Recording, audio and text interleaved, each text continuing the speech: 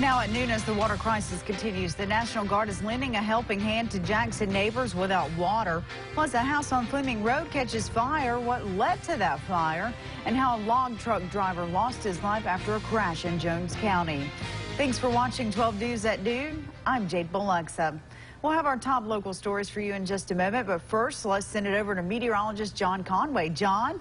Kind of a dark and cloudy day over Jackson right now. Well, we don't have any rain falling. Keep the umbrella nearby, though, because we are going to have some light showers developing a little later this afternoon. Nothing too heavy, though, until we get into the overnight hours. Temperatures rising into the low 70s. And in the Hattiesburg area, cloudy, again, with just a few showers. Temperatures rising into the low to mid 70s. Now, again, we do have a potential for some strong thunderstorms later tonight. We'll talk about where the greatest threat is coming up in that full forecast in just about 7 minutes. Jade?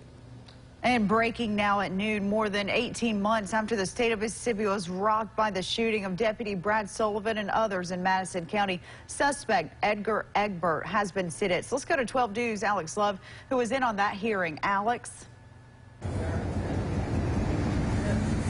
Jade, it was some real relieving news for those in the Madison County law enforcement community, but at the same time, the damage already done, many know cannot be fixed. Edgar was charged with 6 counts of attempted murder of Madison County deputies, 1 count in kidnapping, and another count of evasion. He pleaded guilty to the 6 counts of attempted murder for the Madison County deputies. Each of those counts carry 35 years in prison, guaranteeing he will be sentenced to life in the Mississippi Department of Corrections system. The other 2 counts were dropped due to the kidnapping victim passing away, not having any relatives here to talk about it. That passing away did not have anything to do with being kidnapped, so that was dropped. And as for the evasion charge, that would have only added another year to the sentence. So to guarantee life in prison, the Madison County Sheriff's Office just went after the attempted murders, and Egbert pleaded guilty. Sheriff Randy Tucker had some very strong words, and Deputy Brad Sullivan spoke about the sentencing. He also updated us about his rehab. We'll bring you the latest on what they had to say coming up in our later newscast.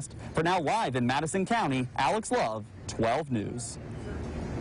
Also breaking at noon, a manhunt was underway in Pearl after a suspect stole a police car and wrecked it. 12 News' Kate Cornell is live and has the details on that. Kate? Jade, the search is now on in Rankin County. We've got several law enforcement agencies kind of circulating the airport area. Like you said, a suspect is believed to have stolen a Pearl PD car and wrecked it on the side of Metro Parkway on the east side near the airport. And as we are believing now that he is in the woods, or she is somewhere, and they are on the hunt for him along with their canine units. As more and more details become clear this afternoon, we will keep you updated about the status of this manhunt. Live in Pearl, Kate Cornell, 12 News. UK happening now. The National Guard is helping get water out to the people in Jackson. 12 News' Anna Farish joins us live from Provine High School with more details on this. Anna, what can you tell us?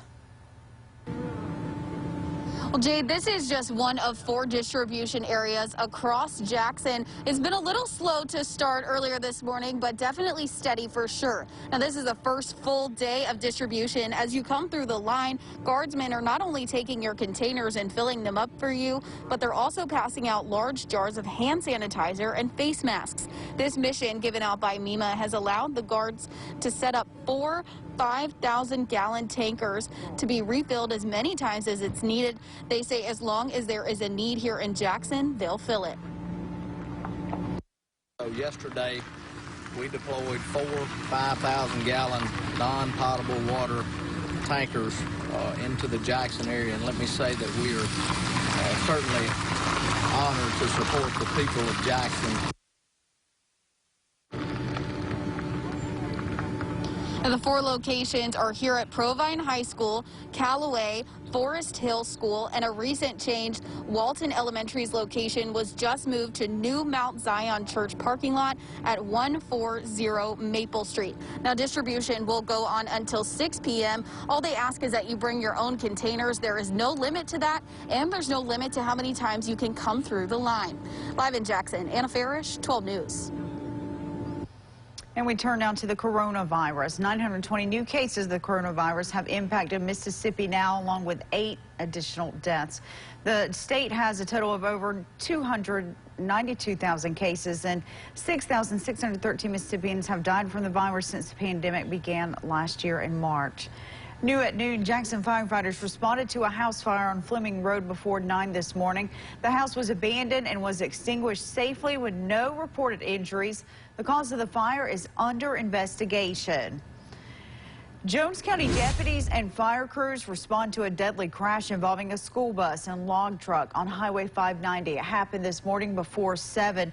The crash was between Phillips Road East and Old Watermill Road. Investigators say no children were on the bus at the time of the crash.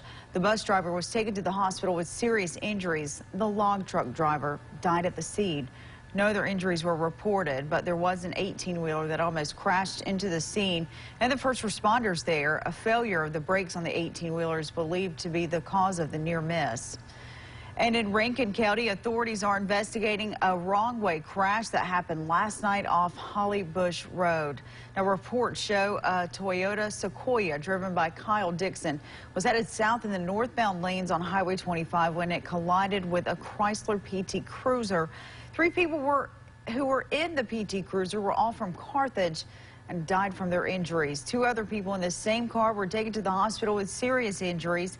Dixon was also taken to the hospital with non-life-threatening injuries and was not wearing a seatbelt. Well, a man may face 7 years in prison for his part in trying to cover up information about the 2019 shooting death of a Biloxi police officer.